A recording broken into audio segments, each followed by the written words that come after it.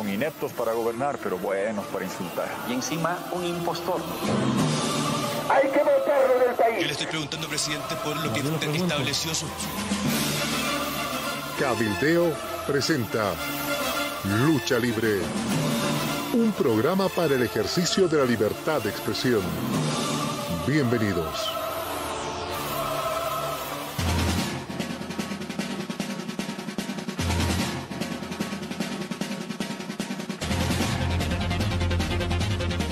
Hola, aquí estamos ejerciendo nuestra libertad de expresión. Gracias a Amalia Pando por haber habilitado este cabildeo para estas tertulias libertarias que ojalá sirvan para la reflexión, para el debate democrático del que carece el país. Y hoy día estamos acá con Miguel para charlar, para conversar de varios temas que nos parecen importantes. Así que de lleno me gustaría, Miguel, si estás de acuerdo, empezar con un tema que me ha llamado la atención, que tiene que ver con nuestra demanda judicial en La Haya. Han anunciado que para el 1 de octubre, por fin, el Tribunal de La Haya nos va a hacer conocer esa sentencia. Lo que eso va a significar para el país, las especulaciones que se han hecho. Creo que es importante, y yo quisiera, Miguel, si te parece, introducir el tema con lo que le ha planteado el país finalmente a La Haya. ¿Qué le hemos pedido a La Haya? Primero, que no le hemos pedido que nos dé el mar, o sea, no va a haber mar el 1 de octubre, como de alguna manera han especulado algunos dirigentes que quieren meterle alguito de su aprovechamiento político de un tema que es política de Estado, que le interesa a todos los bolivianos. Pero creo que es bueno precisar exactamente lo que le estamos pidiendo a La Haya y lo que va a fallar La Haya el 1 de octubre. ¿Qué le hemos dicho? 3 cosas le han planteado esta delegación boliviana, nuestro representante, don Rodríguez Belcé. Primero le hemos dicho a La Haya que falle y declare que Chile tiene la obligación de negociar. Primer elemento.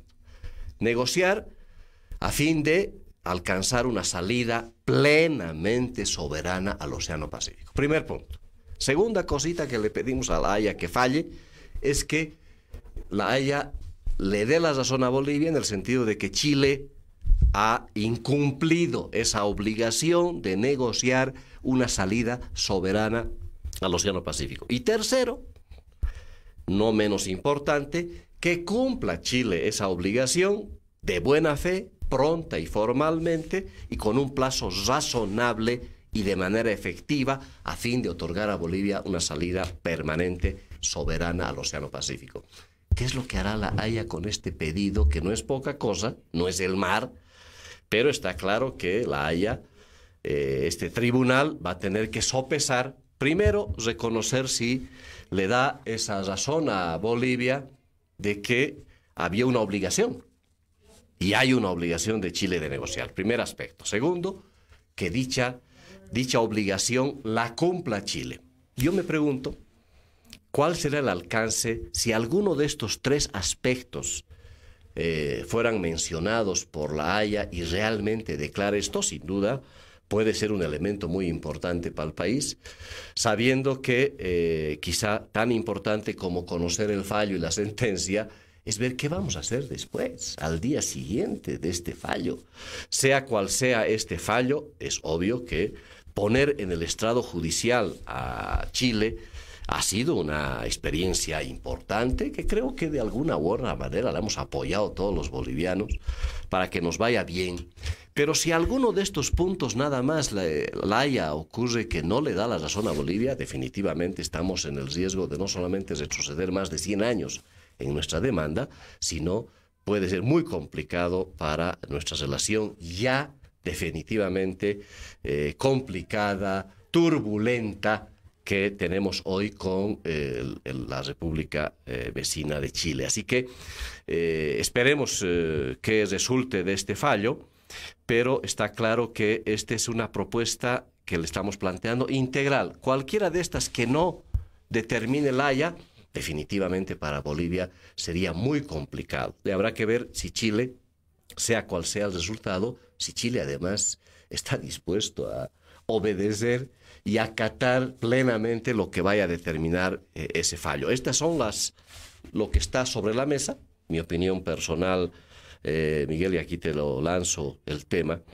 es que se ha generado demasiada expectativa desde parte del gobierno. Es decir, esta utilización política que se quiere hacer de esto podría hacerle daño a la propia expectativa nacional de este fallo.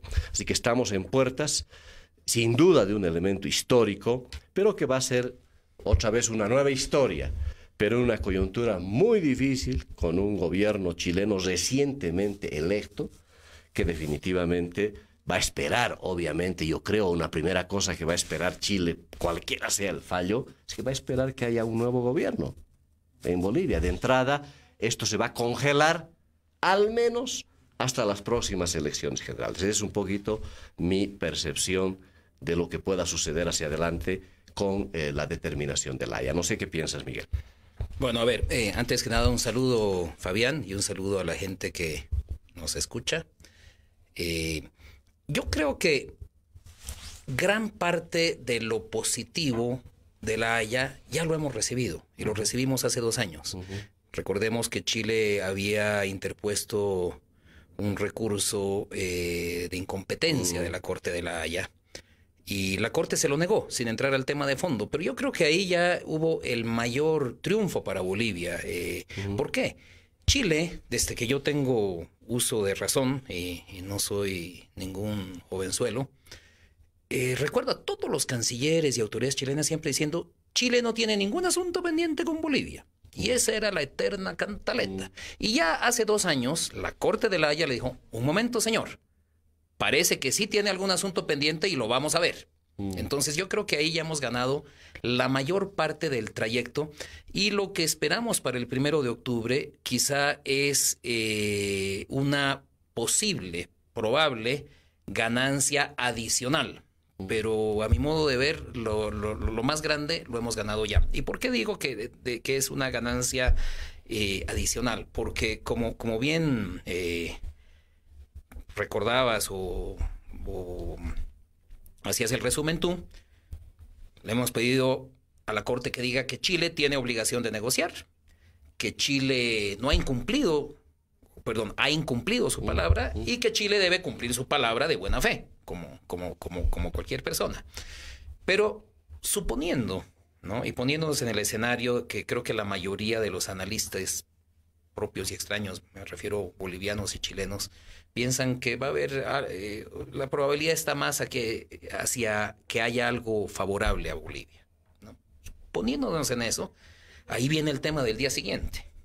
Porque en el mejor de los casos podría decir: sí, señor, cumpla su palabra y negocie de buena fe, pero sin ningún vínculo con el resultado.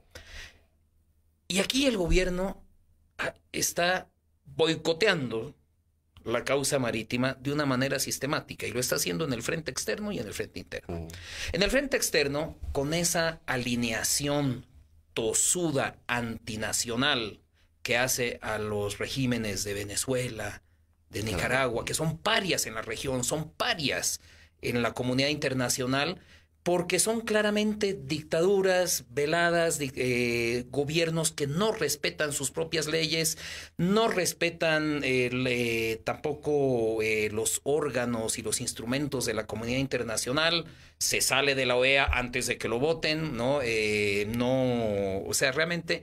Y entonces el gobierno, por un asunto ideológico y de su propio, de aferrarse al poder aquí, se alinea con estos gobiernos parias, y al hacer eso se aísla de la región, sobre todo de la región, pero de la comunidad internacional en general, pero muy gravemente de la región. Y si vemos los hitos antes de la Haya, ¿cuál habrá sido el hito más importante a nivel de relaciones internacionales que tuvo Bolivia? Fue esa resolución de la OEA de 1879, que por primera vez logró multilateralizar el problema. De 1979, perdón, me estaba saltando un siglo, exactamente, ¿no? Y justamente durante el gobierno del doctor Guevara, ¿no? Entonces, después de ese triunfo, que por primera vez Bolivia multilariza la causa marítima, pese a la cantaleta arrogante y tosuda de Chile de que Chile no tiene ningún asunto pendiente con Bolivia, con muy buena visión, y eso hay que reconocerle al gobierno, al presidente Morales, que tuvo la decisión, la determinación de llevar esto a La Haya, ¿no? Sabemos que la iniciativa la tuvo un muy renombrado jurista boliviano, Ramiro Orías, ¿no? Pero lo importante es que hubo esa voluntad política. Pero al llevar en el plano internacional la política boliviana en pos de intereses de otros países como Venezuela o Cuba y en contra de los intereses de los bolivianos, es algo que ciertamente le va a reclamar la historia. No sé si amerita eso un juicio de responsabilidades, pero que es antipatria totalmente, se lo va a reclamar la historia. Eso por un lado. Y por otro lado, el tema interno que ya mencionabas. Tú decías, no, va a haber otro gobierno. O sea, Chile, obviamente, cuando está al final de un gobierno, va a esperar a que haya elecciones y haya otro gobierno. Pero lo peor es que también, por ese aferrarse al poder de una manera realmente obsesiva, ¿no? Sin importar los costos, está violando el orden constitucional. Está violando la constitución política del Estado, está violando la voluntad popular en esto de querer reelegirse contra viento y marea. Entonces, eso le va a quitar también, aparte de que ya le ha quitado cualquier credibilidad, o más bien ha aislado a Bolivia del concierto internacional para el escenario post-Haya, internamente, ¿quién puede negociar con un gobierno espurio, con un gobierno anticonstitucional, con un gobierno que ha violado, incumplido su constitución? No solamente el gobierno chileno, del color que sea, va a tener reparos en eso, sino la sociedad chilena. Y no solamente el gobierno y la sociedad chilena, sino también la comunidad internacional. Y además de eso, los propios bolivianos. O sea, esta causa que nos une a todos, ¿no? ¿Cómo puede tener la más mínima legitimidad que negocie por nosotros un gobierno que pisotea, viola la Constitución y la voluntad popular? Entonces, el gobierno que tuvo una buena iniciativa al llevar este juicio a La Haya, la ha boicoteado sistemáticamente en el frente externo y en el frente interno. Y entonces el escenario que nos plantea para La Haya es bastante complicado. Y después podemos hablar, ¿no?, de qué es lo que Bolivia y los bolivianos estamos dispuestos a ir a negociar, porque negociar es toma y daca, no solamente dame. Eso es una negación. Y eso es algo que además también en la demagogia y en los populismos no se habla. Negociar es, ok, sentémonos a negociar. Tú, Fabián, quiero que me des algo y yo tengo que tener claro que estoy dispuesto a darte a cambio. Y eso, hasta ahora, como sociedad, no lo hemos hablado y el gobierno es el último en haberlo bueno, pero Héctor Arce, me llamó la atención a propósito del tema, sale estos días reclamando a cierta oposición en el país de que estamos asociando un poquito cómo le estamos pidiendo a Chile, le vamos a reclamar que cumpla un tribunal internacional lo que determine finalmente si Héctor Arce decía, pero cómo la oposición está diciendo si no quieren cumplir el fallo del Tribunal Constitucional de que la reelección indefinida del presidente es legítima y que es su derecho humano. ¿Por qué no estamos también respetando lo que dice el Tribunal Constitucional? Y claro, ahí me llamó la atención, Héctor, que nos pretende obligar a los bolivianos a acatar un fallo sin tomar en cuenta que el tribunal que determinó ese fallo no es pues esos notables de La Haya que los selecciona Naciones Unidas por eso, porque son notables. El Tribunal Constitucional que ha determinado y que está amparando, validando esta inconstitucional postulación del presidente, pues obviamente carecen de toda ética, moral y profesionalidad, porque es todo lo contrario, es un tribunal amañado. Y claro, pedirnos ahora, Héctor Arce, que nosotros acatemos lo que diga el tribunal para reclamarle también a Chile, ya es jalada de los cabellos. Yo comparto, y ahí claro hay que ver cuán flaco favor también le hizo el presidente para reforzar el equipo de Rodríguez Belcé con un personaje que también internacionalmente nos da vergüenza ajena. Está Sacha Llorente ahí como adjunto a esta demanda. Pero bueno, está claro que ya no es pues el presidente Evo Morales antes del fallo, con esa legitimidad que tenía en el mundo internacional, que todavía tenía mucho prestigio, que creo que ha sido rifado. Comparto. Tenemos un presidente Evo Morales que cada vez está con una imagen muy negativa en el mundo. Está más preocupado. Y sobre todo en la región. Sí, y está más preocupado, cierto, de cuidar la relación con sus amigos. A estas alturas ya son amigotes, porque tener esos amigos es mejor no tenerlos. Cómplices, diría yo. ¿No? Y ya, claro, en una complicidad como la de Nicaragua que a todos nos espanta, sin duda.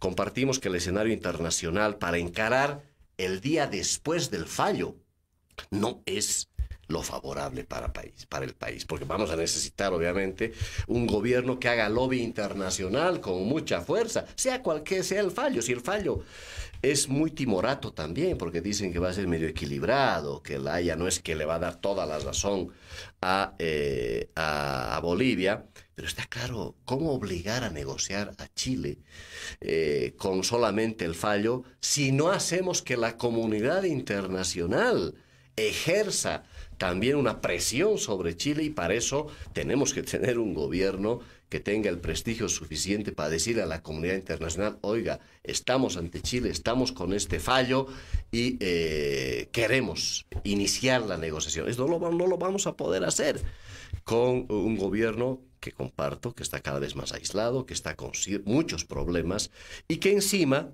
va a encarar un proceso electoral con mucha conflictualidad. Por eso yo creo que se va a congelar todo esto después de la Haya, lamentablemente, porque la incertidumbre que ha provocado Evo Morales al insistir con imponernos la reelección indefinida de contrabando, que es lo que ha sucedido en el fondo, y ahí quisiera pasar a agarrar un poquito ya este tema. A mí me pareció, Miguel... Pero perdón, Fabián, sí. Yo quisiera hacer antes de pasar a ese tema, dos cosas en el ámbito internacional y una en el ámbito interno. En el ámbito internacional, digamos que tenemos un fallo favorable. Al final, las relaciones internacionales son relaciones fácticas, son relaciones de poder. Recordemos un fallo de La Haya entre Colombia y Nicaragua. ¿Quién es el fuerte ahí? Colombia, ¿no? Con el tema de las islas de San Andrés y Providencia. Hasta ahora, que yo sepa, no se ha acatado. No se ha acatado, ¿no? Y le siguen dando largas. Y es un fallo de que ya lleva, ¿qué? 6, 8 años, sí, más o menos, ¿no? Y Colombia, que es el fuerte, no le gusta y se da modos de no acatarlo, ¿no? Y ojo que tengo gran respeto, cariño y amor por Colombia, ¿no? Pero así nomás son las cosas. Entonces, ¿quién es el fuerte en temas fácticos en esta ecuación? Chile. Y la fortaleza boliviana es su legitimidad y lo que podría hacer con la comunidad internacional, y eso lo está rifando por la angurria de poder de un gobernante. Eso en el ámbito externo. Y en el ámbito interno, analicemos por un momento esa gimnasia leguleya que pretende hacer el ministro Héctor Arce, ¿no? De que ¿por qué la oposición no quiere acatar un fallo constitucional que eso nos debilita? Aparte de lo que has dicho, ¿no? Totalmente espurio. Un fallo de 6 personas claramente coludidas con el gobierno en contra de la Constitución, violándola de una manera grosera, ignominiosa, porque no hay adjetivo suficientemente fuerte para calificar lo que han hecho estos supuestos tribunos. Y eso lo contrastamos con la gente, con 2,5 millones de personas que dijimos, no señor, ¿no? Con 3 millones de personas que votamos a favor de la Constitución que nos impuso. Perdón, yo voté en contra, a mí no me gustó esa Constitución. Yo voté a favor. Pero seguramente mucha gente votó a favor, y los que votamos en contra la respetamos y exigimos que se respete. Pero ¿por qué menciono este tema de la legitimidad? Porque cualquiera que fuera el resultado final, digamos, favorable de una negociación post-Haya, estoy seguro que va a tener que ir a referendo a ambos países. Porque si no va a referendo, va a terminar en nada, ¿no? Recordemos un poquito que ya en 1895, y esta vez no me equivoco de siglo, Bolivia y Chile firmaron un tratado por el que Chile le daba a Bolivia los puertos de Arica y Tacna, esto unos años después de la Guerra del Pacífico. Firmaron el tratado y solamente al llevarlo a los congresos, el Congreso de Chile lo aceptó y el Congreso boliviano no lo aceptó, ¿no? Cuando uno diría, bueno, ya se pudo haber solucionado en 1895 eso, y el Congreso boliviano no lo aceptó, no por pugna política como se podría entender, sino por un razonamiento. Dijo, no, este señor nos está ofreciendo algo que no es suyo, algo que le ha robado a nuestro vecino y exaliado Perú, y por eso no podemos aceptarlo. Entonces, por eso digo que va a ser necesario el referendo. Entonces, al señor Arce Catacora yo le contesto, no nos tome el pelo con esas argucias leguleyas que tanto le gustan al gobierno, que los bolivianos no somos tontos.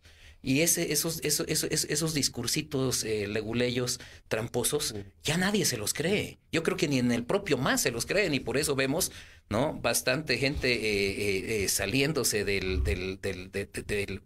esquema de gobierno. Eso nada más quería decir. Está bien, independientemente de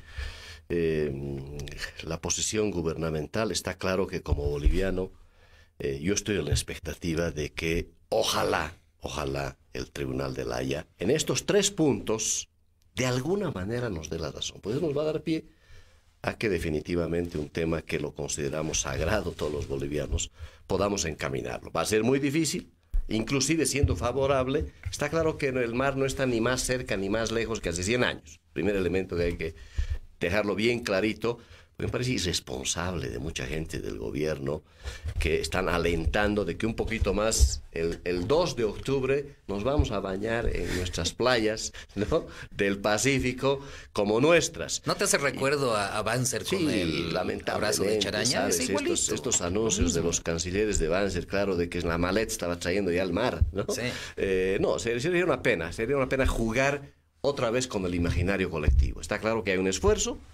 Se ha encaminado un proceso, ahí todos los bolivianos estamos respaldando este proceso penal, y ojalá que realmente el 1 de octubre estos 3 puntos que son integrales, porque basta que uno de ellos medio que no esté, no se hable ni de soberanía, no se hable de cómo lo vamos a obligar a Chile a negociar, cualquier cosa puede desportillar sin duda la estrategia, pero quien más lo puede hacer es un gobierno de las características como las que tenemos. Pero bueno, pasando al tema para no perder el hilo del fallo del Tribunal Constitucional. El otro día estaba evaluando un poco cómo discursivamente han logrado hasta en el lenguaje desorientarnos sobre lo que han provocado esos 6 nefastos personajes que en un fallo prevaricador, que a todas luces además lo están cobrando de manera más cínica,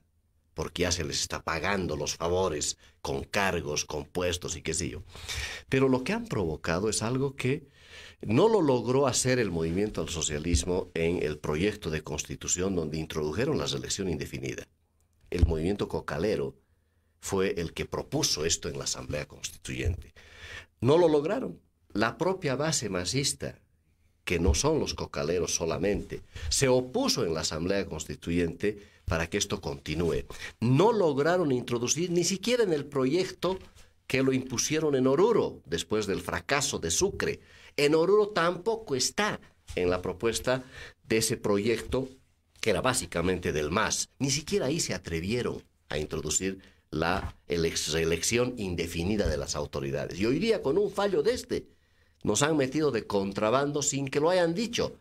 Nos han dicho que en realidad lo que están fallando es un derecho a la repostulación indefinida de cualquiera que tenga el derecho, y con ese pretexto lo que nos están haciendo en realidad es modificar de manera tramposa la Constitución, introduciendo la reelección indefinida. No es otra cosa. Evo Morales nos está imponiendo ahora el cambio de la Constitución, y esto es lo que me apena.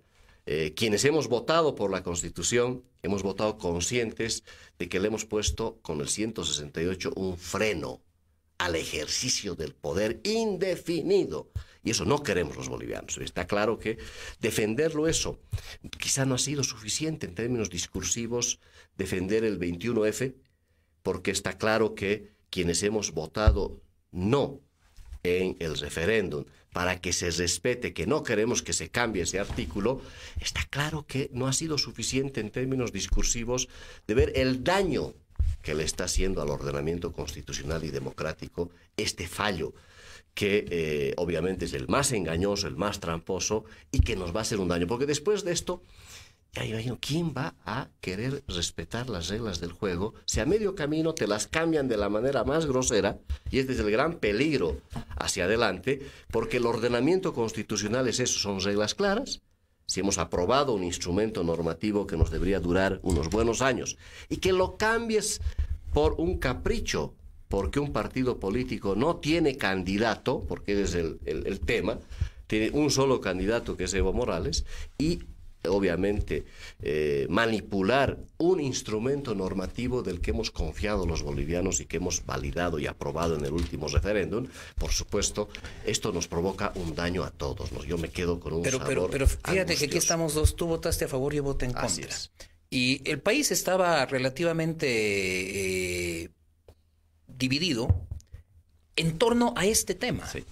Y recordemos que salió el presidente Evo Morales diciendo: yo he renunciado a cualquier repostulación por la Constitución, por la patria y todo, ¿no? Y luego nos miente, o sea, ya nos engañó la primera vez, ¿no? Porque una fórmula de transacción para el texto constitucional fue que el primer mandato valía, se computaba como primer mandato para no la reelección. Ya nos engañó. Claro, de manera tramposa ya se habilitó la tercera vez. La tercera vez en el 2014. Entonces, ¿qué es lo que pasa? La democracia, al final, es certeza en las reglas e incertidumbre en los resultados. Y en la visión masista es al revés. Claro. Tenemos certeza en los resultados que quiere el gobierno y total incertidumbre en las reglas. Y eso lo tenemos que añadir a un tema que parecería lírico, pero es fundamental para la vida democrática, inclusive para la vida ordenada de una sociedad.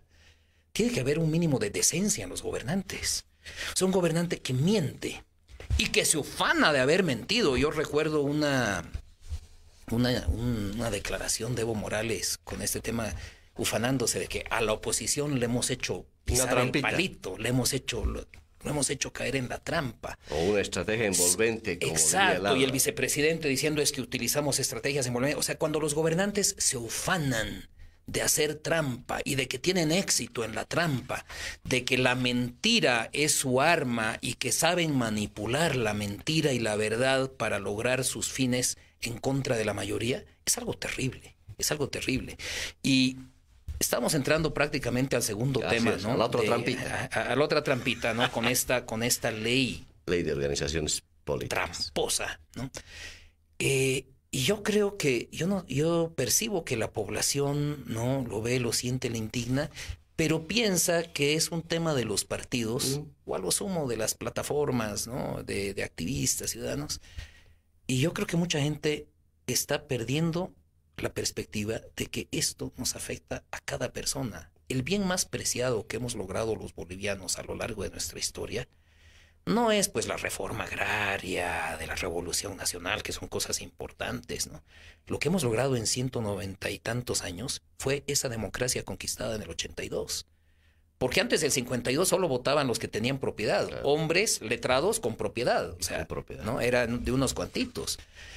En el 52 nos vino el voto universal, pero en un esquema hegemónico secante, donde los opositores eran perseguidos, exiliados, recluidos en campos de concentración, confinados a pueblos lejanos, inaccesibles, ¿no?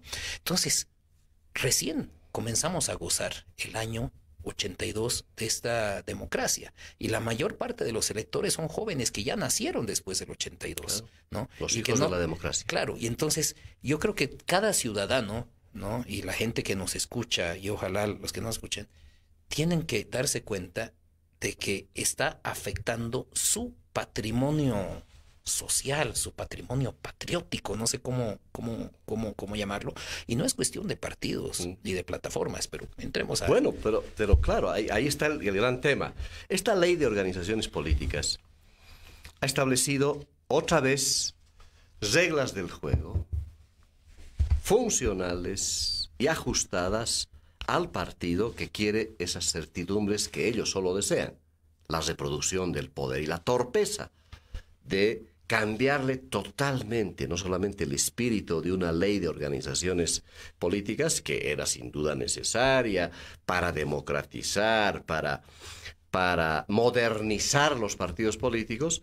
El partido de gobierno, el MAS, es tan empeñoso en destrozar toda buena fe de elaboración de una ley. Ahí han caído, claro, varios intelectuales en trabajar esta propuesta de ley de organizaciones políticas, que ha quedado como quedó, al final violando absolutamente todo criterio racional, y en el fondo lo único que interesó fue el ver qué hacemos primero para entorpecer la posibilidad de una nueva alternativa política que pudiera estarse organizando, formando, para evitar, impedir que esto se haga realidad, porque está claro que este sentimiento ciudadano de buscarle una opción, una alternativa, tanto al movimiento, al socialismo, como a algunos liderazgos que la gente también piensa que son tradicionales y que necesitan renovarse, pero está claro que se está incubando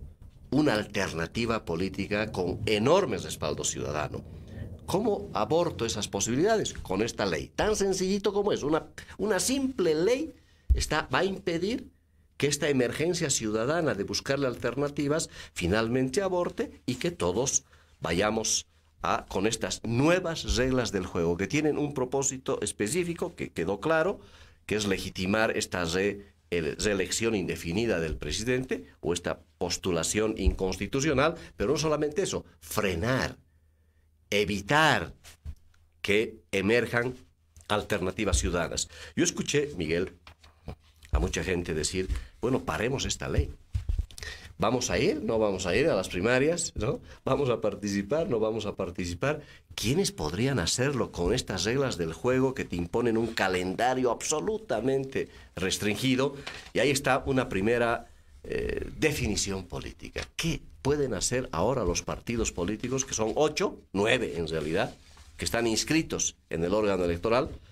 Tenemos una información de que estos partidos, más o menos, entre todos, reúnen alrededor de 700.000 militantes inscritos entre los 9 partidos políticos. ¿Incluyendo el MAS? Incluyendo el MAS.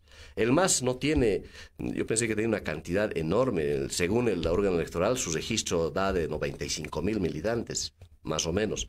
El que tiene más registrado es un nuevo partido que se ha inscrito. El PANBOL tiene más militantes que el MAS, extrañamente, en el registro. Por eso, la otra trampita que ha hecho el gobierno es que el MAS ya ha empezado a actualizar su padrón. Hace rato que está inscribiendo a todo el mundo, porque sabe que bajo coerción de despido al funcionario que no quiere inscribirse. Va a aparecer el MAS con una cantidad de militantes ahí que ya sabemos quiénes son.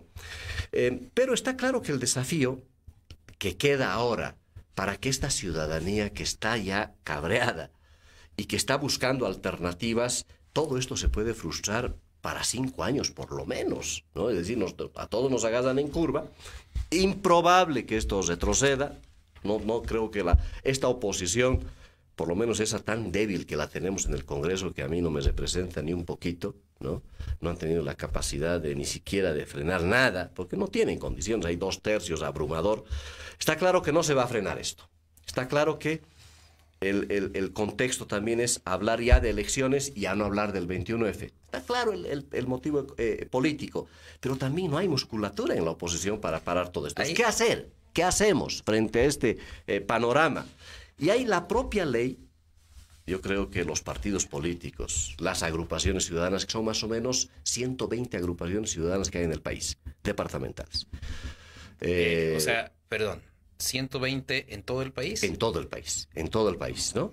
¿A qué voy? Impresionante quién ha podido hacer el dato, porque es un tema tan... Está en el órgano electoral. Toda esta información está en el órgano electoral. Ah, bueno. Es el órgano electoral. Perdón, no estamos hablando de plataformas. No, plataformas no. Las plataformas son agrupaciones ciudadanas, agrupaciones ciudadanas que tienen personería jurídica. Esta ley, ahora te entiendo, lo que está provocando es que además se retorne al viejo sistema partidocrático del monopolio de la representación vía partido político. Han dejado un resquicio, Miguel, del que yo quisiera ponerte en la mesa, para empezar a interpelar a estos líderes de la oposición, a las plataformas. ¿Qué hacemos con esto? Ocurre que, pese al intento en la ley de decir que van a reconocer solo para elecciones nacionales a los partidos, porque así está la ley, ya no hay agrupación ciudadana nacional que puede participar si no se convierte en partido.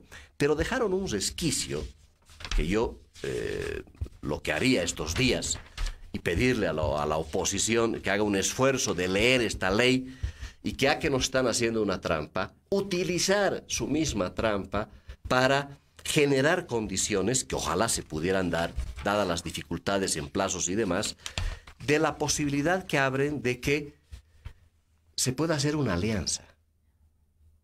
Mira lo que dice la ley en un articulito que no sé cómo la metieron, ¿no? Quizá el movimiento del socialismo ahí tiene doble intención, pero pusieron en qué alianzas pueden ser inscritas para participar en elecciones generales. Pusieron una. La única posibilidad son agrupaciones ciudadanas que están en vigencia, que tienen que convertirse en partidos, siempre y cuando lo hagan con un partido nacional. Pero dejaron un inciso que me llamó la atención en el parágrafo 2 del artículo 49 sobre el alcance de la alianza. Y dicen, podrá ser conformada una alianza para participar en las elecciones generales por al menos 9 agrupaciones ciudadanas de alcance departamental, una por departamento.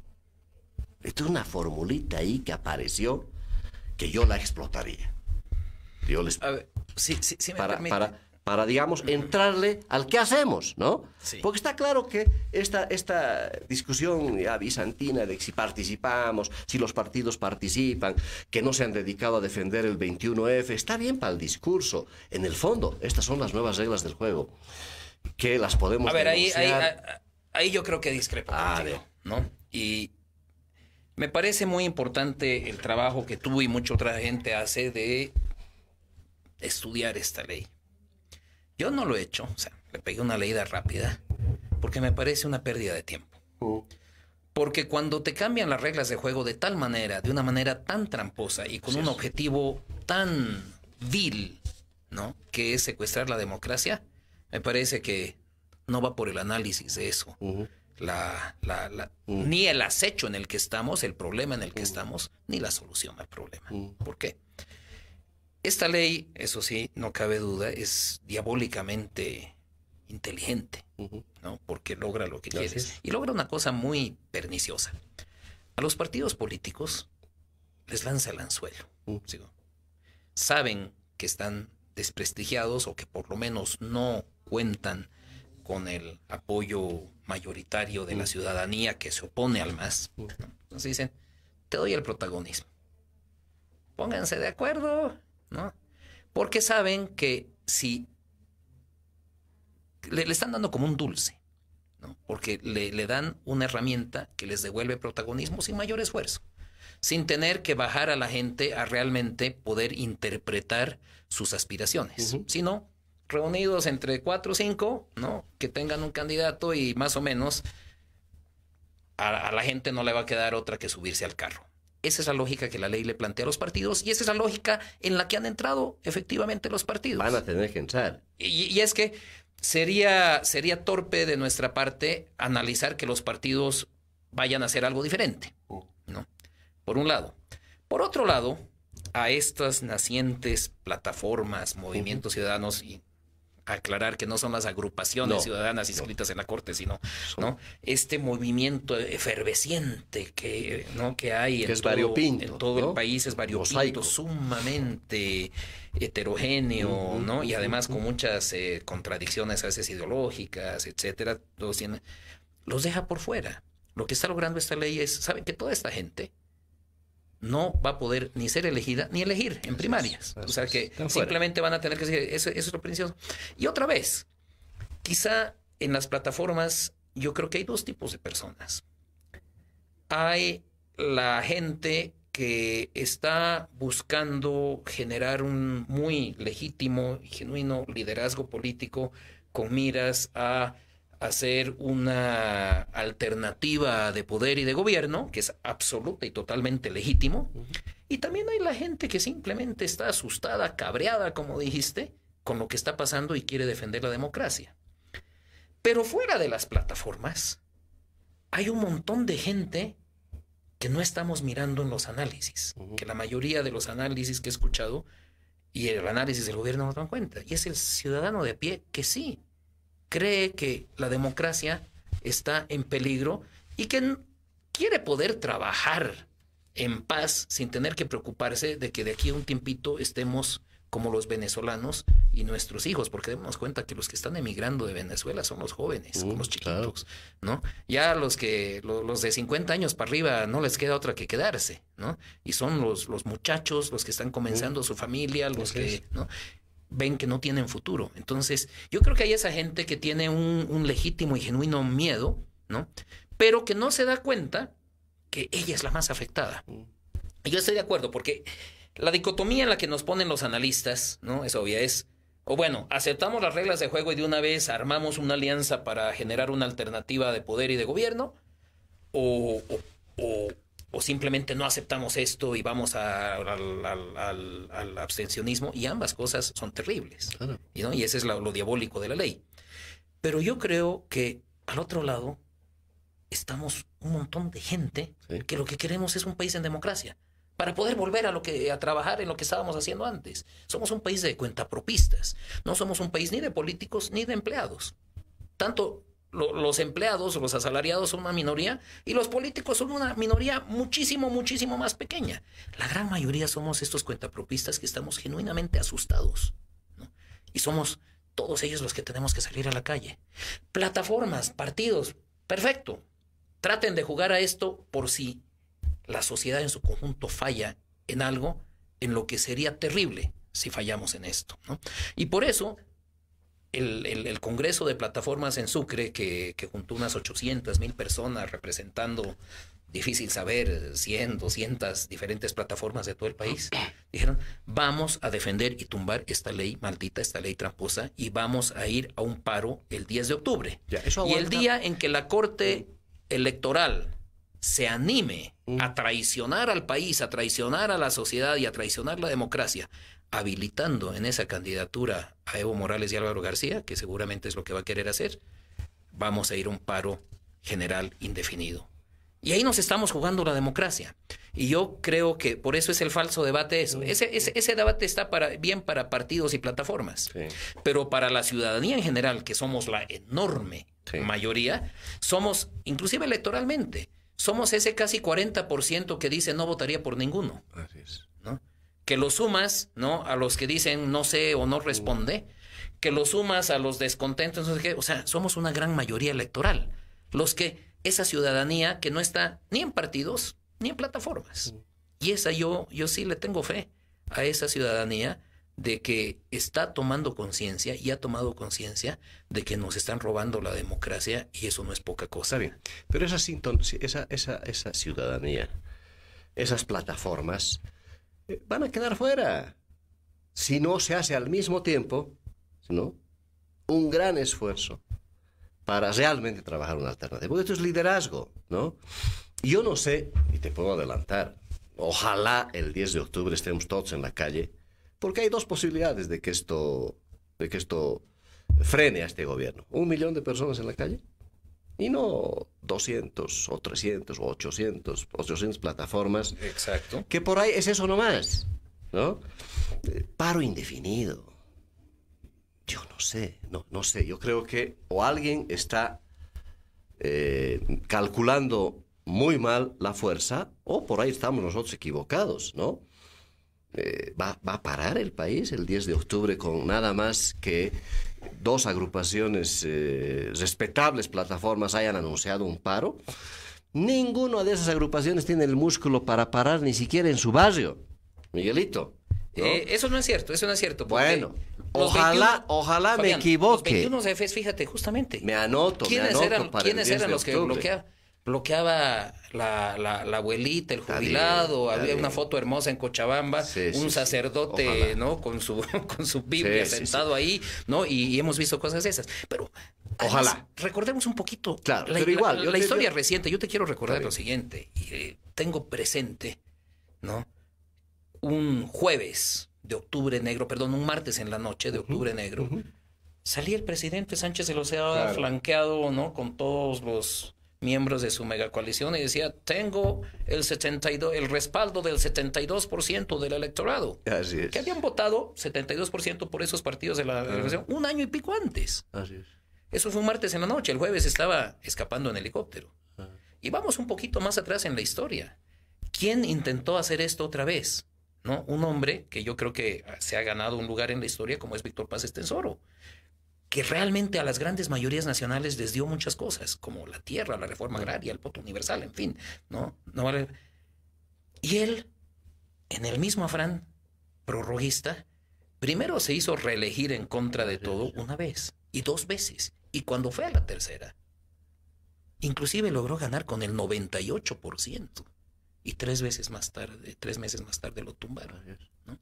Entonces, eso de que La Paz, sobre todo, pero Bolivia, ¿no?, es cuna de libertad, tumba de tiranos, no es un lirismo. Está bien. Es algo bien cierto. Pero el 10 de octubre, después del 10 de octubre viene el 11, ¿no? Y el 10 de octubre, más allá de la movilización, ojalá se dé una gran movilización para... Un paro. Claro, está bien, paro. ¿Qué va a pasar el 11 de octubre? Y el 12. Esto va a seguir, la maquinita va a seguir, todo esto va a continuar. Y el órgano electoral, claro, cuando tome la decisión, que va a ser más o menos en noviembre, habrá que esperar ahí, ¿no? Porque en algún momento, de acuerdo al cronograma que se tiene, que es bastante exquisito para los plazos, tiene que acreditar los binomios presidenciales. Ese es el momento de la prueba de fuego del órgano electoral. Y ahí se acabó. Te lo pongo por el otro lado, Fabián. Haz de cuenta que sucede lo que todos queremos que suceda. Que partidos de oposición, plataformas y todo hacen un gran frente, no digo único, porque no, pero un frente mayoritario donde además espectacularmente confluyan visiones y propuestas y programas y todo. ¿Tú crees que va a haber elecciones en esas condiciones? No. No, hay una incertidumbre enorme. Esa es la incertidumbre. No, más bien yo tengo certidumbre sobre que el gobierno va a hacer todo lo que esté a su alcance, ¿no? Legal o ilegalmente, porque ya vemos que ese tema realmente no los importa. Y el propio vicepresidente nos lo ha anunciado. O sea, no van a rifar la reelección por un apego abstracto a la norma. No los ha dicho. Y no está dice, claro. ¿no? Entonces, si vamos por ese otro camino que dices, ¿no?, que hay que transitarlo, no digo que no, hay que transitarlo. Claro. Pero el éxito de ese otro camino no nos garantiza nada. Así es. Solamente nos va, o sea, por eso yo digo que por angas o por mangas, si la población no se moviliza en defensa de su democracia, vamos hacia Venezuela. No, está claro. ¿No? Que hay que armar una alternativa y ese es trabajo de los partidos y las plataformas, la tienen que armar, ¿no? Pero que aún teniendo éxito, con todo lo difícil, ¿no?, y las dificultades que ello implica, ¿no?, en ese camino, si no tenemos a la ciudadanía movilizada, vamos camino a la Pero eso es 1 millón Venezuela. en la calle. Y hay que encontrar el momento, ¿no? Hay que encontrar el momento. Está bien, 10 de octubre puede ser una buena prueba de fuego para que se le dé una señal muy clara, porque esto va a seguir avanzando. Van a aprobar binomios ilegítimos, con mucha complicación. Y claro, tienen que ser las dos cosas simultáneas. Esta alternativa tiene que construirse, que tiene que tener características que sintonicen con la gente, porque no puede ser otra estafa también desde la oposición. Exacto. Cuidado, ¿no, puta? Porque es otra frustración. Que ese es el peligro de los partidos. Energía colectiva, no, claro. Ahí tiene que haber una sinergia entre plataformas y partidos. Absolutamente. Es el sentimiento ciudadano, el que se sintonice con ello. Esa es la alternativa que va a necesitar el país hoy día. Porque no es un candidato que necesita... Pero esa es la alternativa que buscará derrotar por vías de hecho el gobierno, con más trampa, No, seguro. con represión, Claro. con lo que... Si esto no le funciona al gobierno, es perfecto. perfectamente posible que si hay una alternativa que surja pese a esta ley, es posible que se inventen cualquier otra cosa. Yo para Fabián, evitar perder. quisiera compartir contigo y con la gente que nos ve un tema personal. ¿Por qué algunos estamos descuidando familia, trabajo, ¿no? Todo lo que es importante en nuestras vidas por este tema. Yo en lo personal tengo la convicción de que dar pelea hoy es mucho más barato en términos de sacrificio. Sacrificio de sufrimiento, sacrificio inclusive económico, de trabajo, es mucho más barato que intentar dar esa batalla por la democracia si Evo Morales se reproduce en el poder. Porque si Evo Morales logra lo que está buscando de reproducirse contra viento y marea en el poder, ya vamos a estar nivel Venezuela, nivel Nicaragua. Y ya hemos visto que en esos regímenes, no importa cuántos cientos de muertos se acumulen, siguen aferrados al poder, reprimiendo a su población, matándola de hambre. Entonces yo tengo la convicción, pero absoluta, y eso es lo que quisiera transmitir a la gente que nos ve, que dar la batalla. Hoy en todos los flancos, por Dios. Y en todos los flancos, pero claro, pero 100 o 1000 veces más barato y más efectivo que quedarnos callados ahorita e intentar darla después. Sin duda, pero a ver, veamos Venezuela nada más, pequeño análisis de lo que tú estás planteando. Mira, el error de la conducción opositora en Venezuela, que es brutal. En algún momento dijo, no me meto. Le han regalado a Chávez. Pero tampoco dio la batalla. Bueno, por eso. Pero dijo, no me meto. Exacto. Dejó colgada a la gente. La dejó a expensas de un otros 5 años de un régimen. Ahora, ganaron. ¿No? Pucha, ganaron el Congreso en la última elección. Una maravilla, pucha, mayoría total. 70 y pico ¿Qué hicieron al día siguiente? Lo quisieron sacar al Maduro creyendo que era con una resolución, ¿no? Democrática, decir ahora lo... Pero terribles cálculos, además, equívocos de lo que han logrado ganar cuando tenían que haber todavía esperado una acumulación política grande y sintonizándose con la gente que estaba dispuesta a fajarse lo que quieran para sacarlo a Maduro. Pero no, lo primero, y no han podido frenar eso. Y Maduro lo saca, más bien ellos resultaron fuera, ¿no? Porque puso una asamblea en reemplazo del Congreso. Es perfectamente posible que puedan replicarse esas cosas. Entonces, me queda claro de que la ciudadanía, estas agrupaciones y todo el mundo, podemos quedar otra vez frustrados si no nos preocupamos, además de hacer la batalla, inclusive con sus trampitas, ¿no? Tenemos que hacer todo lo imposible para que esta alternativa empiece a emerger. Porque aquí, en el fondo, se trata con un liderazgo político que no sale de estos 8 partidos, te diré, lamentablemente. Los 8 partidos que están inscritos en el órgano electoral, yo creo que el MAS los ha escogido a uno de ellos. Es mi lectura. Todo esto se ha hecho finalmente porque el MAS ha escogido con quién quiere lidiar. Y a esto estamos llegando.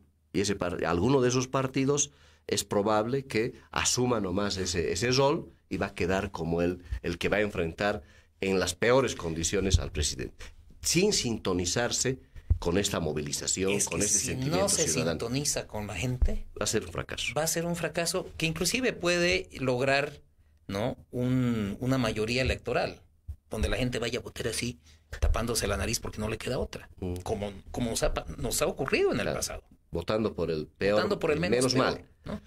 Y entonces, que no es la solución. ¿Y qué es lo que pasa? Si estuviéramos en un régimen plenamente democrático, no es la mejor solución, pero sería solución. Pero estando en un régimen que aspira a ser tiránico, totalitario, eso no vale. Eso no vale porque el rato que desconozcan a un candidato desprendido de la gente, ¿quién va a salir a defenderlo? Por eso esa construcción, si no es con la gente, no sirve.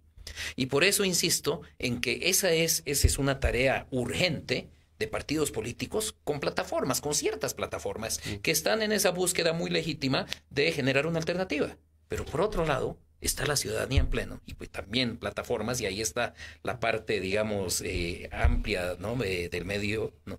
De que si la ciudadanía no sale ahora a defender la democracia, después va a ser mucha más sangre, sacrificio para poder recuperarla. Ese es mi mensaje. Está bien, pero también tenemos que ser realistas, Miguel, en el sentido de que la movilización tiene que ser contundente, pero también apuntando a forzar estos liderazgos, porque es probable que muchos de estos liderazgos no van a estar a la altura del desafío, y me temo que muchos partidos no están a la altura, van a hacer sus triquiñuelas otra vez. Ya estamos viendo señales terribles de eso. No creo que la alternativa salga de los partidos políticos. Está claro que tiene que haber fórmulas.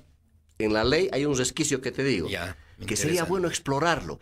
Pero comparto, es con movilizaciones, con la gente en las calles, es darle mensajes claros al propio órgano electoral, ver hasta dónde el órgano electoral va a validar todo esto. Pero está claro que si esto continúa, no podemos dejar 5 años, ¿no? No serían 5 años. Bueno, va a ser mucho más porque es indefinido, claro, ahí sentar las bases. Pero ya los próximos 5 años... El venezolano lleva 20 y pico. Deberíamos quedar claro. ¿Qué queremos quedar? Unos 5 años tortuosos, transitorios, complicadísimos, de revueltas todos los días, o definitivamente empezamos a administrar una transición hacia recuperar plenamente la democracia. Sea cual sea, va a haber una transición. Esa transición, ¿cuánto la podemos contribuir a que nos sirva para recuperar lo que lamentablemente este gobierno lo ha terminado rifando, dilapidando en su propio beneficio? Eso es lo que tenemos que escoger. Y la manera es hacerlo combinado, es decir, cuidado con que tengamos que ir nomás con cualquier opción que aparezca, que a nadie le gusta, pero que el realismo político nos hace aterrizar de la peor manera. Por tanto, hay la esperanza. Ojalá el 10 de octubre sea la gran señal, de acuerdo, pero también creo que con todos sus tenemos que trampitas trabajar avancemos. con ese objetivo inicial del 10 de octubre. Se acabó el espacio libertario por hoy día. Gracias, Migueliño, a ti, de compartir contigo estas tertulias. Muy buenas tardes. Cabildeo presentó un programa de opinión que se transmite de lunes a viernes. Gracias por su sintonía.